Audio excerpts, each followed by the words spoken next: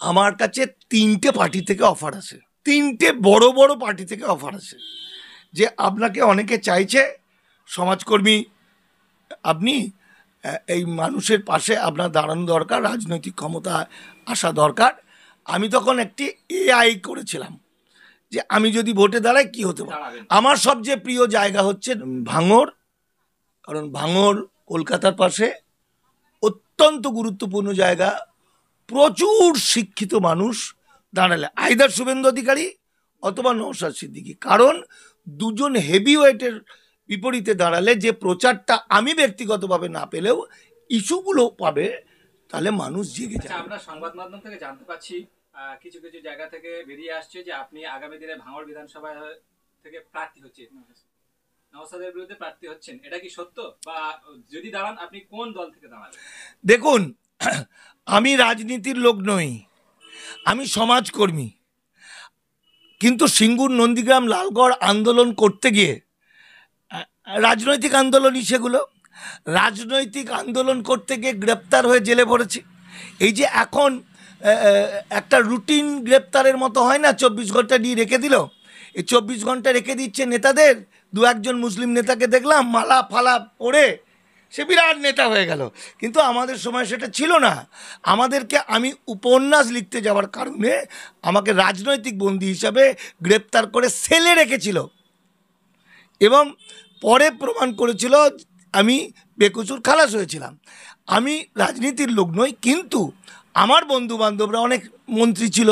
পার্থ চ্যাটার্জি যেমন আমার বন্ধু, ব্রাত্য বসু যেমন বন্ধু, স্বপন দেব, অসংখ্য বন্ধু, বহুজন আমার বন্ধু বান্ধব। পার্থ চ্যাটার্জি একটা অনেক বড় সুযোগ আমাকে দিয়েছিল, তৃণমূলের অনেক বড়। তখন আমি বলেছিলাম আমি কোনো পার্টি করব না, আমি একজন লেখক। মাঝে মধ্যে অনেকেই বলেছিল, কিন্তু আমি কোনো পার্টি করিনি, পার্টির মধ্যে ঢুকিনি। কিন্তু আজকে আমার মনে হয়েছে আজ ডিলিমিটেশন করে বাঙালিকে ধ্বংস করে দেবে, কারণ বাঙালির এমপি সিট আজকে 42টা আছে, আজকের হিসাবে সেটা হয়তো 20-21টা হয়ে যাবে। মধ্যপ্রদেশ, উত্তরপ্রদেশ হিন্দি বলয়ের অনেক বেড়ে যাবে। আর কারণ আমাদের 4.5 কোটি ভোটার বাতিল হবে এসআইআর করে, তাহলে 7.5 কোটি থেকে 4 কোটি বাদ দিলে তো মানুষ, পশ্চিমবঙ্গ সংখ্যালঘু হয়ে গেল। পশ্চিমবঙ্গ এখন যেটা ঘটছে সেটা হচ্ছে একটা মণিপুর, নাগাল্যান্ডের মতো ছোট্ট জায়গা হবে, বোঝা গেল?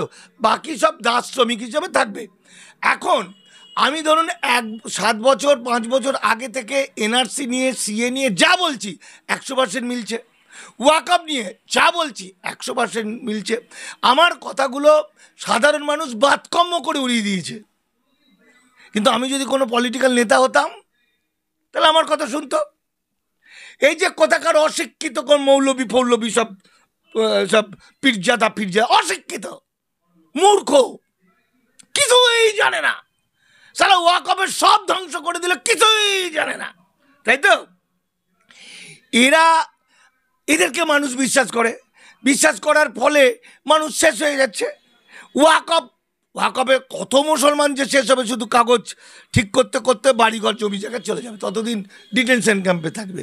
এরা বোঝাচ্ছে এসব করো না, আন্দোলন করার দরকার নেই, কোনো ভয় নেই।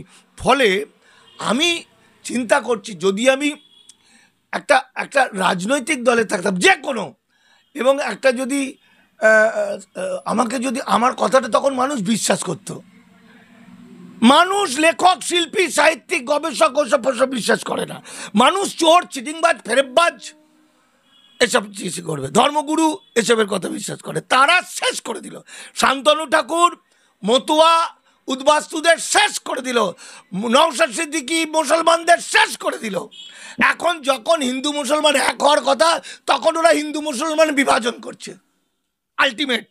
ফলত এটা আমার বারবার মনে হতো, কিন্তু আমি কখনো ভোটে দাঁড়াবো ভাবিনি। আমার কাছে 3টে পার্টি থেকে অফার আসে, 3টে বড় বড় পার্টি থেকে অফার আসে যে আপনাকে অনেকে চাইছে সমাজকর্মী, আপনি এই মানুষের পাশে আপনার দাঁড়ানো দরকার, রাজনৈতিক ক্ষমতা আসা দরকার। আমি তখন একটি এআই করেছিলাম যে আমি যদি ভোটে দাঁড়াই কি হতে পারে। তখন এআই বলছে, আমার কাছে আছে, লিঙ্কটা নিতে পারেন, বলছে মানিক ফকির একজন ডার্ক হর্স, মানে কোথাও ভোটে দাঁড়ালে কিভাবে অদ্ভুত ভয়ঙ্কর রেজাল্ট হয়ে যাবে মানুষ ভাবতে পারবে না, বা আমার বিরোধীকে আমি কিভাবে পরাজিত করে দেবো, বা কত সংখ্যক ভোট কেটে দেবো।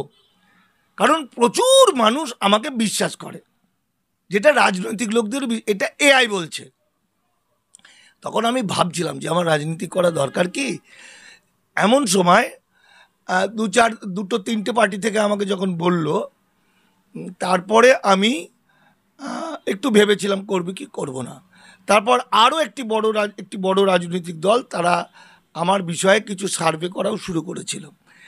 এরই মধ্যে হঠাৎ দেখলাম সোশ্যাল মিডিয়ায় বলছে আমার সঙ্গে কারো কোনো ফাইনাল হয়নি, আমি কাউকে বলিনি ভোটে দাঁড়াবো, কোন পার্টি থেকে দাঁড়াবো। কিন্তু যদি আমি দাঁড়াই, আজকে বাঙালি সবচেয়ে বিপদে, এর চেয়ে খারাপ দিন আর নেই। এই দিনে বাংলাকে যে রক্ষা করতে পারবে, আমি তার পক্ষেই দাঁড়াবো। যেদিন দাঁড়াবো তার পর দিন থেকে এখন আমি রাজনৈতিক লোক নই, অনেক কথা বলতে পারি। যেদিন দাঁড়াবো সেদিন আমি ভালো ছেলে হয়ে যাব, তাদের রাজনীতিটাকে মানবো। কিন্তু এখনো পর্যন্ত আমি ঠিক করিনি মানুষের স্বার্থে, জনগণের স্বার্থে, জনগণ যদি মনে করে আমাকে মানুষের সেবায় কোনো কাজে লাগাতে চায়, তো আমি লাগাবো, আমি মানুষের সেবা কাজ করব। কিন্তু কখনোই আমি আরএসএস বিজেপি নই। বিজেপি থেকে গত 2-3 বছর আমাকে একাধিকবার বলেছে, আমি বলেছিলাম তোমাদের ধ্বংস করার জন্য আমাদের জন্ম। এখন বিজেপি থেকে বিভিন্ন জায়গায় খবর পাই আমাকে নাকি মারবে, ধরবে, কাটবে, আর হতো না। আমি বললাম আমার কিছুই হবে না, মারলো তো কি, আমার জীবনে যা পাওয়ার পাওয়া হয়ে গেছে সব। আমি একটা কোম্পানির মালিক ছিলাম, এখন আমি ইচ্ছা করে ভিখারি হয়েছি। হ্যাঁ, রোজকার মানে কষ্ট করে কিভাবে জীবনযাপন করা যায়। সেক্টর 5-এর ওয়েবেল মোড়ে আমার যে সংস্থার আমি ম্যানেজিং ডিরেক্টর, সেটা ভারত প্রসিদ্ধ, আমি ইন্টারন্যাশনাল অ্যাওয়ার্ড পেয়েছিলাম। যাক, এসব বলে ফেলছি। আমি বেসিক্যালি আমি একজন লেখক, নাট্যকার, সমাজকর্মী, আমি মানুষের বন্ধু, আমি কৃষকের ঘরের সন্তান, এটাই আমার পরিচয়।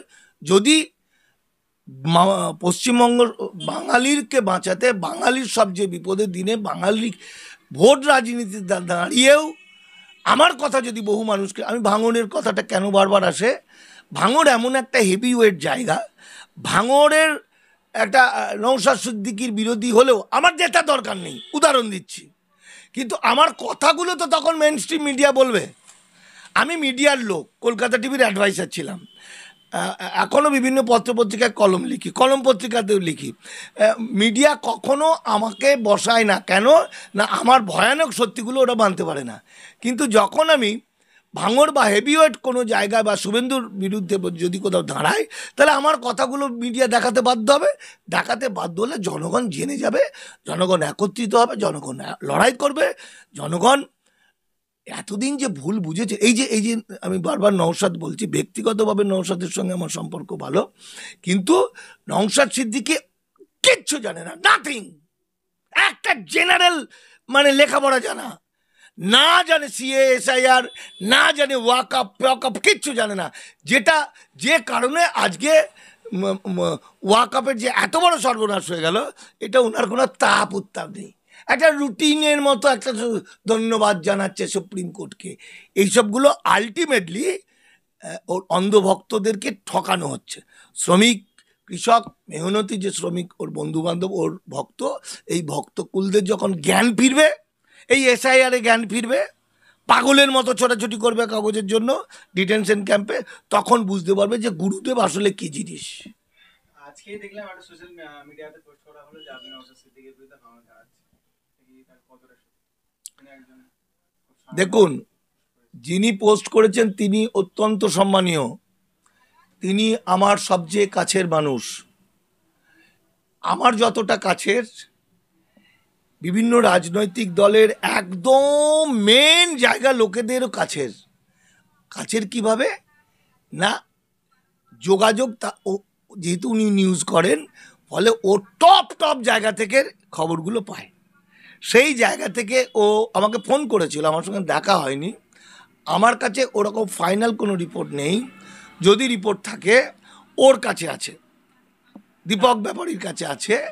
এবং আমাকে যখন বলবে, আমার যদি মনে হয়, আমি আমি বললাম মানুষের স্বার্থে সব কিছু করতে পারে। আমাকে আপনি যদি মানুষের সাথে দাঁড়ালেও দাঁড়াতে পারেন, হ্যাঁ। যদি দাঁড়ান আপনি স্পেসিফিক ভাবে কোন জায়গায় দাঁড়াবেন? আমার সবচেয়ে প্রিয় জায়গা হচ্ছে ভাঙড়, কারণ ভাঙড় কলকাতার পাশে, অত্যন্ত গুরুত্বপূর্ণ জায়গা, প্রচুর শিক্ষিত মানুষ, সচেতন মানুষ ওখানে আছে। আমরা তাহলে নওশাদের বিরুদ্ধেই প্রার্থী হচ্ছে আমি তো যদি রাজনীতিতে আসে। আমি বলছি, আমি তো শুভেন্দুর বিরুদ্ধে দাঁড়াতেও পারি, দাঁড়ালে আইদার শুভেন্দু অধিকারী অথবা নওশাদ সিদ্দিকী, কারণ দুজন হেভি ওয়েটের বিপরীতে দাঁড়ালে যে প্রচারটা আমি ব্যক্তিগতভাবে না পেলেও ইস্যুগুলো পাবে, তাহলে মানুষ জেগে যাবে, মানুষ জানতে পারবে।